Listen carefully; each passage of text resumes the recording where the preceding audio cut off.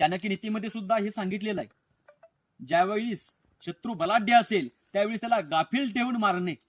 त्याचप्रमाणे शिवाजी महाराजांनी या ठिकाणी केलेलं.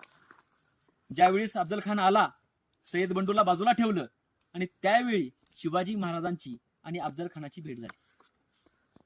म्हणजे कवींद्र परमानंद म्हणतात, शिवाजी महाराजांनी जी काही भेटीची योजना केली होती ती भेटीची योजना फक्त भावाचे आणि वडिलांचे उसने फेडण्यासाठी केली होती. म्हणजे या ठिकाणी अफजल खानाची भेट घ्यावी आणि त्याची विचारपूस करावी हा कयास नव्हता महाराजांचा. त्या ठिकाणी अफजल खानाचा कोथळा फाडावा म्हणून त्याला तिथं बोलवून घेतलं आणि तेच केलं महाराजांनी.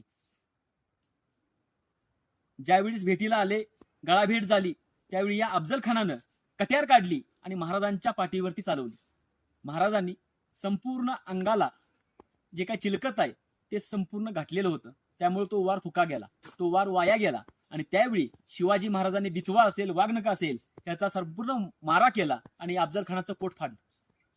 आणि यानंतरनं जे काही रणकंद चालू झालं, कारण अफजल खान बाहेर गेला आणि त्यानंतरनं जी काही पालखी आहे त्या पालखीत बसू लागला आणि त्यावेळी भोयांनी पालखी उचलली आणि त्यावेळी संभाजी कावजी या ठिकाणी आले आणि भोयांचे पाय कापले आणि त्याचबरोबर अफजल खानाची गर्दन मारली.